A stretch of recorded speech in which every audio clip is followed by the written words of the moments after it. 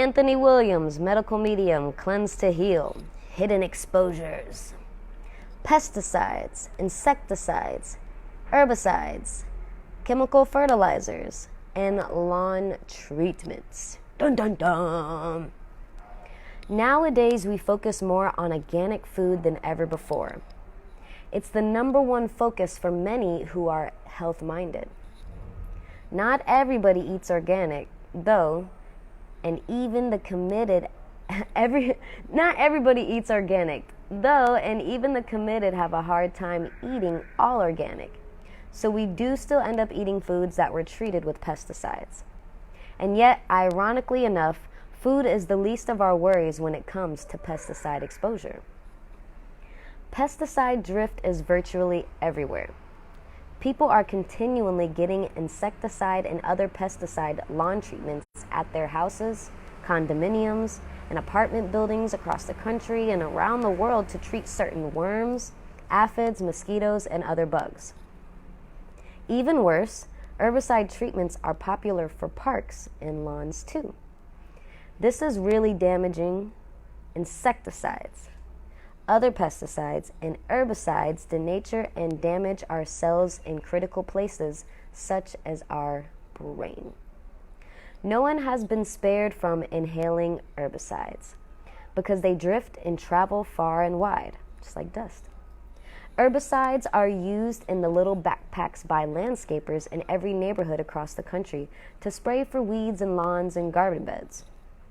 One person's herbicide application on a lawn travels miles and miles, thinned out enough that we can't smell it, yet it's present enough that it ends up in somebody's lungs.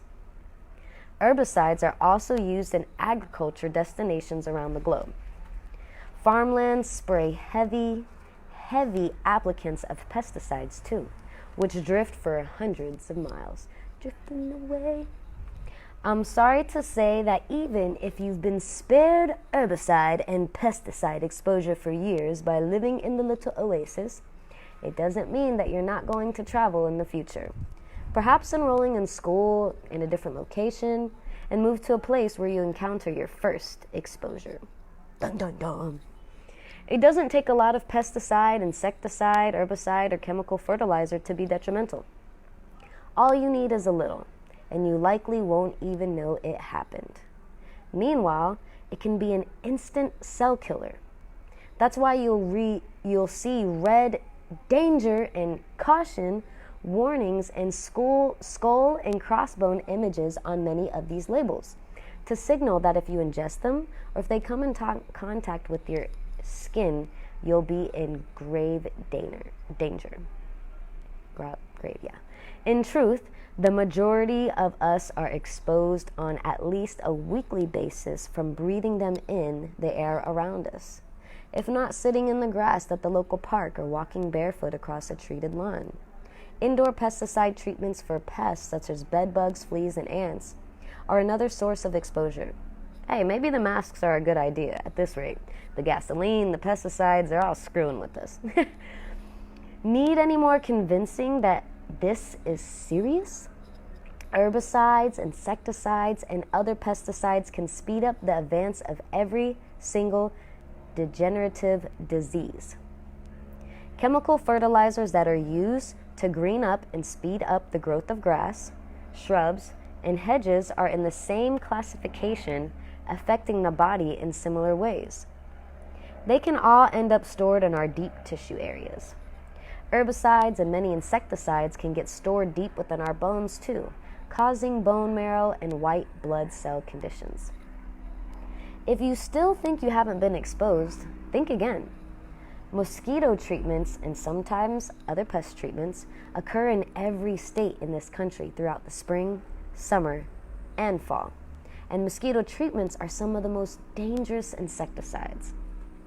That's why spraying happens at nighttime. Authorities are worried about an epidemic of neurological issues if the mosquito spray is used when people are out and about during the day. They know that too many health problems could develop in population too rapidly if they sprayed during the day, that within minutes and hours, people could start exhibiting tics and spasms, severe aches and pains, dizziness, ischemic attacks, strokes, weakness in the limbs, motor skill issues, confusion, severe brain fog, and migraines. So they spray at night. Maybe you've even come home late from a party when the spray was floating in the air. Nighttime spraying isn't great for the jogger who likes to run at night or in the pre-dawn morning either. At that, exposure is tough to crack because the spraying is so discreet.